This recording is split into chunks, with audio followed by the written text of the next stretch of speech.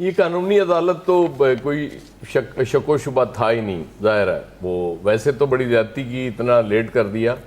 वो कायद जब लंदन से चल रहे थे तभी ये सारे बरियत हो जानी चाहिए थी, लेकिन वो जाहिर है अदालत की कार्रवाई भी एक मसला होता है।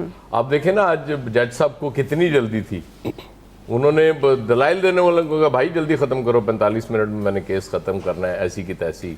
फिर वो फैसला महफूज हुआ तो मैंने कहा शायद वो जिस तरह से फैसले महफूज हो जाया करते हैं, लेकिन फौरी गैर महफूज कर दिया उन्होंने कि नहीं, इतना भी इंतजार नहीं कराना, और रिमांड बैक भी क्यों करते, फिर उसमें टाइम ज़ाया होता।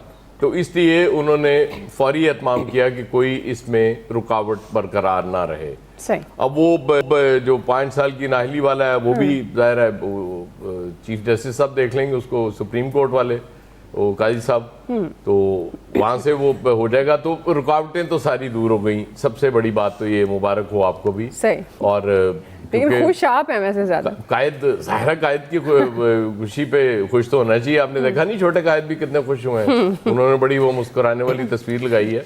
अंदरों मैं नहीं पता वो नदकी जज्बात होंगे, लेकिन बज़ाहिर वो बहुत खुश हैं, वो भी बहुत हैप्पी हैं। तो ये बड़ा अच्छा हो गया। अब आपका असल सवाल ये है कि आवाम के हवाले से, तो ये बड़ा मुश्किल सवाल है। अभी तक तो कोई ऐसी चीज़ नज़र नहीं आ रही कि अवामी रद्द-ए-अमल इतना ज़्यादा आ जाए कि जी हाँ हम कायद के पीछे खड़े हो गए। वो बेशुमार इलेक्टेबल्स भी आ गए, सीट एडजस्टमेंट्स भी हो रही हैं, सारा कुछ हो रहा है, सिर्फ वोटर्स का ही रह गया है। लेकिन वो कहते हैं कि जब इलेक्शन का माहौल बनेगा तो वोटर्स भी आ जाएंगे।